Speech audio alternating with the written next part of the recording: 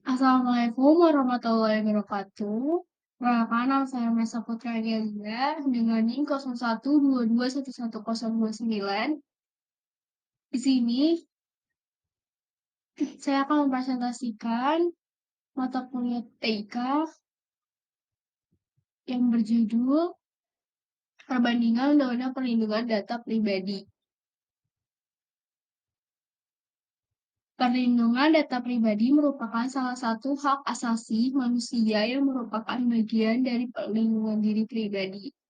Perlindungan diri pribadi ini tercantum dalam pasal 28G Undang-Undang Dasar 1945. Perlindungan diri pribadi atau privasi ini bersifat universal, dalam arti diakui banyak negara.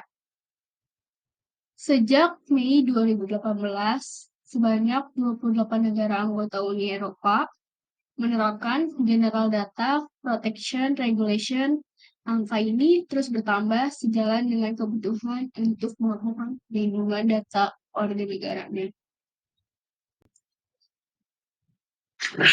Dan Undang-Undang Perlindungan Data Pribadi di Indonesia, Undang-Undang Nomor 27 Tahun 2022 tentang Perlindungan Data Pribadi atau Undang-Undang Perlindungan Data Pribadi mengatur bahwa orang perorangan termasuk yang melakukan kegiatan bisnis atau e-commerce di rumah dapat dikategorikan sebagai pengendali data pribadi.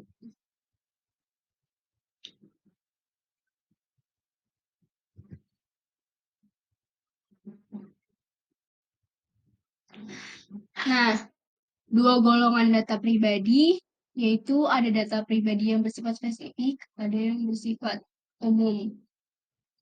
Apa sih data pribadi yang bersifat spesifik? Ini meliputi data dan informasi kesehatan, data biometrik, data genetika, catatan kesehatan, data anak, data keuangan pribadi, dan atau data lainnya sesuai dengan ketentuan peraturan undang-undang. Data pribadi yang bersifat umum ini meliputi nama lengkap, jenis kelamin, kewarganegaraan, agama, status perkawinan, atau data pribadi yang dikombinasikan untuk mengidentifikasi seseorang. Sanksi dasar hukum Undang-Undang Nomor 27 Tahun 2022 tentang perlindungan data diri. Yang pertama, setiap orang dengan sengaja dan melawan hukum memperoleh atau mengumpulkan data pribadi yang bukan miliknya dengan maksud menguntungkan diri sendiri atau orang lain yang dapat mengakibat kerugian subjek data pribadi ini, maksimal penjara 5 tahun dan denda maksimal 5 miliar.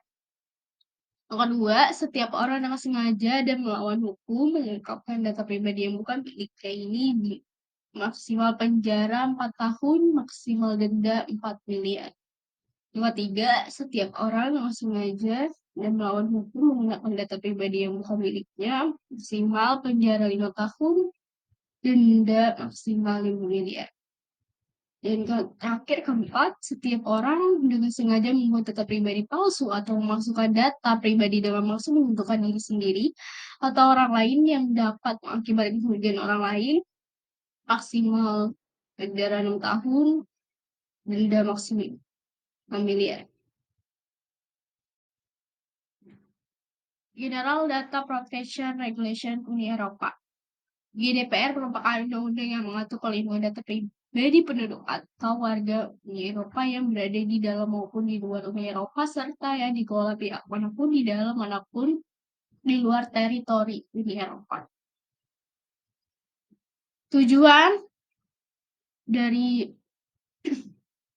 GDPR memberikan perlindungan yang lebih baik terhadap kerahasiaan data atau data privasi dalam ekonomi digital saat ini dengan memberikan keleluasaan lebih untuk individual terhadap datanya yang memberikan peraturan yang lebih ketat pada pihak yang menyimpannya, dan peraturan ini akan efektif pada 25 Mei 2018 di seluruh dunia.